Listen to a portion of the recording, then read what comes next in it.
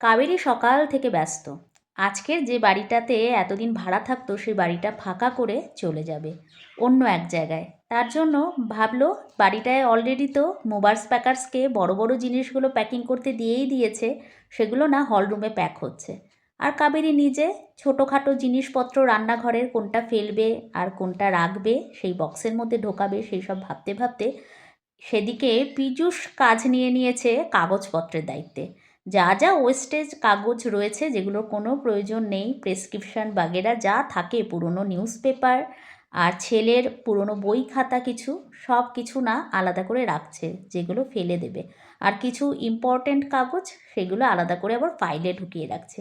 এই কাগজগুলো সব গোছাতে গোছাতে আর কাবেরী যখন রান্নাঘরে রয়েছে, রান্নাঘরে বড় ডাস্টবিনটাতে হঠাৎ করে দেখলো পীযূষ একটা বেশ সুন্দর ল্যামিনেশন করা একটা পেজ তার মধ্যে না রাখলো।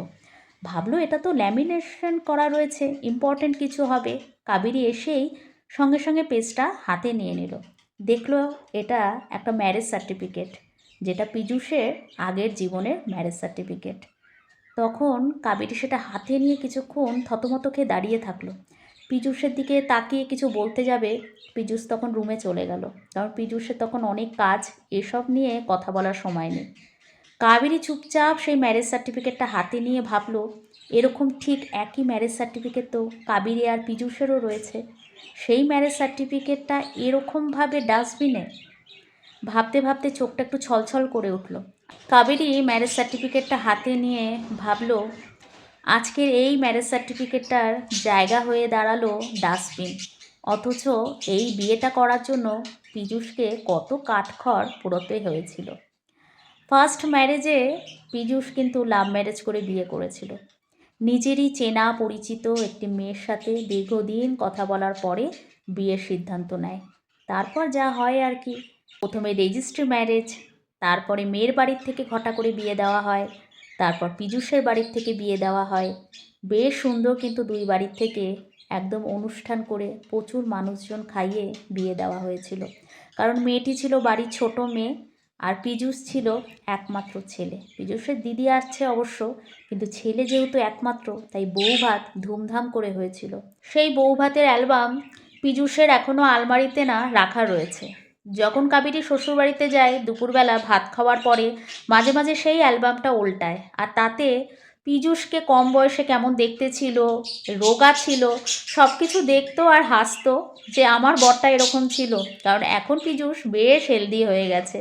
আর সেই মেয়েটিকেও দেখতো আর ভাবতো, এত ঘটা করে বিয়ে দিয়ে এত সুন্দর ভাত কাপড়ের অনুষ্ঠান করিয়ে যে মেয়েটিকে বাড়িতে এনেছিল, সেই মেয়েটি পীযূষের মতন একটি ছেলেকে কি করে ছেলে চলে যেতে পারে সেটা আজও কাবেরী ভেবে উঠতে পারে না।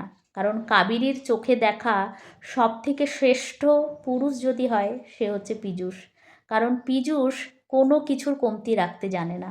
মুখ থেকে কোনো কিছু চাইতে না চাইতেই সেটা কিন্তু সামনে হাজির হয়ে যায়। কখনো কখনো চাওয়ার দরকারও হয় না, তাও কিন্তু পীযূষ মনের কথা বুঝে বউকে সন্তুষ্ট করার জন্য, খুশি করার জন্য ভালোবাসে প্রচুর বলে প্রচুর জিনিস কিন্তু সামনে এনে হাজির করে। পীযূষের চরিত্র যদি বলতে হয় এক কথায়, কাবেরীর কাছে হচ্ছে ম্যারেজ মেটেরিয়াল। যেমন একটা বউকে বলা হয়, সেরকম ম্যারেজ মেটেরিয়াল একটি ছেলেকে বলতে পীযূষকেই বোঝায়। সেই পীযূষকে ছেড়ে কোনো মেয়ে চলে যেতে পারে, তাও দীর্ঘ এত বছরের একটা সংসার ফেলে, সেটা আজও কাবেরী ভেবে উঠতে পারে না। তার আসল কারণটা, ডাস্টবিন থেকে না সেই কাগজটা হাতে নিয়ে সার্টিফিকেটটা আর পুনরায় ডাস্টবিনে রাখতে ইচ্ছে করছিল না কাবেরীর।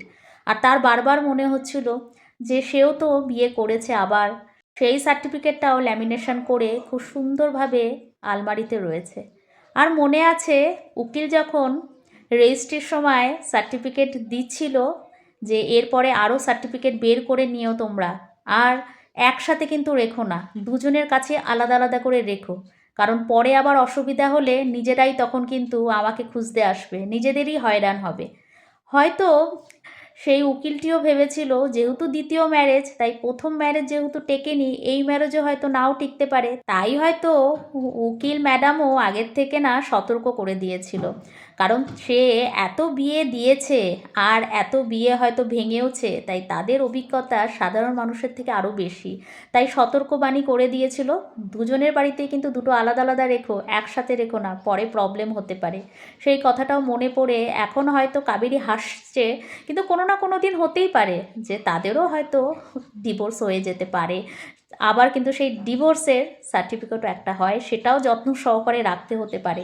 তবে মনে হয় ম্যারেজ সার্টিফিকেটটা যত যত্ন সহকারে রাখে, ডিভোর্স সার্টিফিকেটটা কেউ যত্ন সহকারে রাখে না। এত বছর ধরে পীযূষেরও কোনো না কোনো ফাইলের মধ্যে তাদের আগের জীবনের ম্যারেজ সার্টিফিকেটটা কিন্তু যত্ন সহকারে রাখা ছিল, যেটা আজ পীযূষ নিজের হাতে ডাস্টবিনে ফেলে গেল। ডাস্টবিনে ফেলতে গিয়ে পীযূষের কি মনে হয়েছিল সেটা কাবেরী খুব হাড়ে হাড়ে জানে, কারণ কাবেরীর সিক্স সেন্সটা ভীষণ প্রখর। একটি ছেলে না কিচ্ছু বলে না মুখে, কিন্তু একটি মেয়ে অনেক কিছু বলে ফেলতে পারে। মেয়েটি হয়তো ফেলতে ফেলতে কেঁদেও দিতে পারতো, কিংবা কিছু হয়তো বলতেও পারতো তার হাজবেন্ডকে যে দেখো আজকে আমার এরকম দিন আসলো, আমাকে ফেলতে হচ্ছে। পীযূষ সেসব কিছু করেনি, ছেলেরা এসব কিছু করে না, চুপচাপ এসে ডাস্টবিনে ফেলে রেখে গেল। কাবেরী আস্তে আস্তে সেটাকে ডাস্টবিনেই আবার ফেললো, কিছু করার নেই।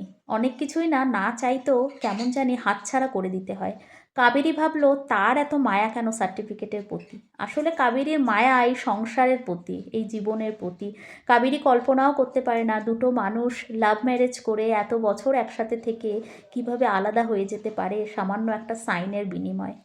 কাবেরী নিজের সংসারটাকে খুব শক্ত করে আরও ধরে রাখার চেষ্টা করলো, কারণ কাবেরী চায় না তাদের ম্যারেজ সার্টিফিকেটটা ঠিক এরকমভাবেই ডাস্টবিনে কোনো দিনও ঠাঁই পাক।